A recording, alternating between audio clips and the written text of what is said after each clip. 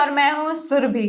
Shambhu girls hostel कांड में आज डीजीपी ने 1:30 बजे एक प्रेस कॉन्फ्रेंस रखा है, जिसमें कहा जा रहा है कि कई बड़े खुलासे कर सकते हैं।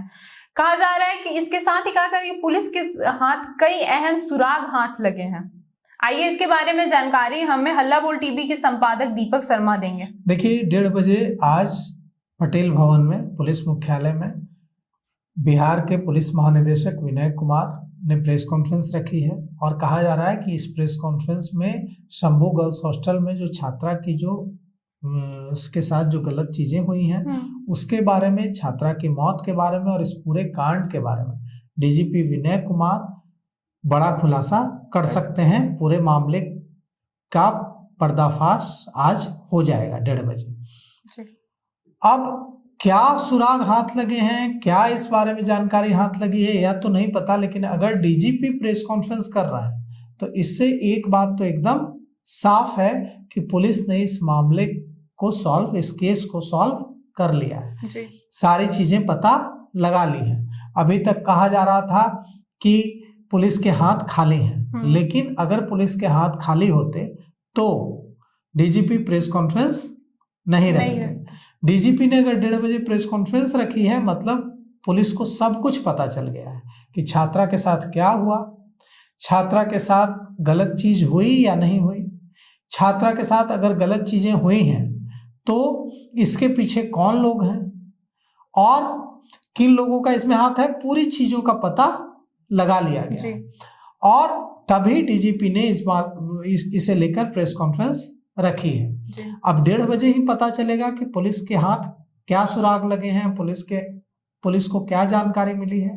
लेकिन हमें जो खबर अभी तक मिली है ऑफ द रिकॉर्ड पुलिस सूत्रों से, उसके मुताबिक 3 लोगों को हिरासत में लिया गया है। एसआईटी की टीम कल जहानाबाद गई थी। एसआईटी की टीम ने 3 लोगों को हिरासत में लिया है, जिसमें एक जहानाबाद का व्यक्ति भी है जी। और एसआईटी की टीम कल सहज सर्जरी अस्पताल गई थी, जो सहजानंद सिंह का है। तो सहजानंद सिंह का सहज सर्जरी हॉस्पिटल और जो प्रभात मेमोरियल हॉस्पिटल है डॉक्टर सतीश, जहां के सीएमडी है, दोनों जगह के डॉक्टरों से पूछताछ की गई थी। और एसआईटी ने दोनों जगह के डॉक्टरों और कर्मचारियों से पूछताछ की थी। इसके बाद एसआईटी की टीम गई थी जहानाबाद और वहां भी कई लोगों से पूछताछ की गई।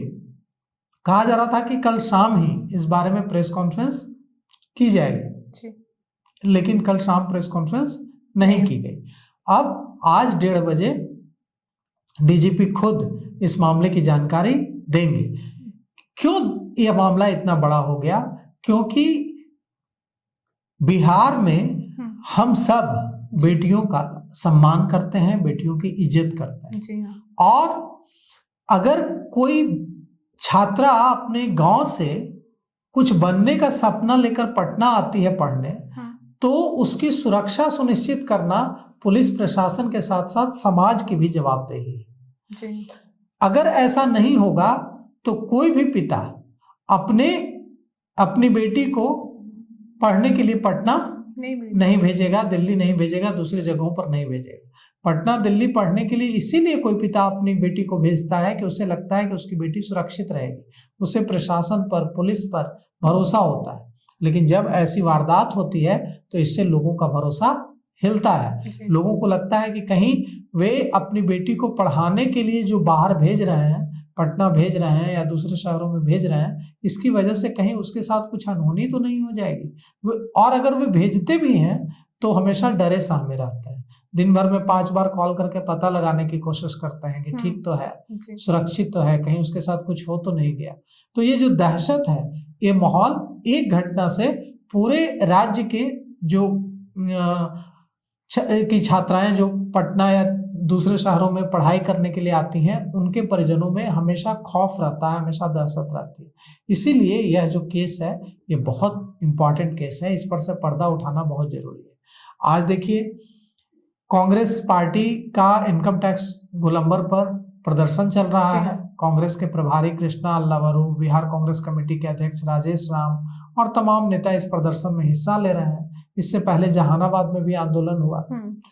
जहानाबाद में अरवल मोड़ से लेके कारगिल चौक तक आंदोलन चला, उसमें भी बड़ी संख्या में विपक्ष के नेताओं ने उसमें हिस्सा लिया। तो कुल मिलाकर के अब 1:30 बजे हम, अब बहुत थोड़ा सा समय बचा है, 1:30 बजने में हम उम्मीद करते हैं कि इस मामले पर से खुलासा आज डीजीपी विनय कुमार कर दें। जी, 1:30 बजे का सबको इंतजार होगा, क्योंकि इस मामले पे हमारी ही नहीं पूरे बिहार की नजर है। क्योंकि ऐसा केस, मतलब जिस तरह से इस केस पे बवाल हुआ है, प्रदर्शन हुआ है, जिस तरह से लोगों को, अपराधियों को दबाया गया है, छुपाया गया है, इस पे सबकी नजर होगी कि 1:30 बजे पुलिस क्या खुलासा करने वाली है। तो फिलहाल इस पेशकश में इतना ही। ऐसे ही तमाम खबरों के लिए देखते रहें हल्ला बोल टीवी। धन्यवाद।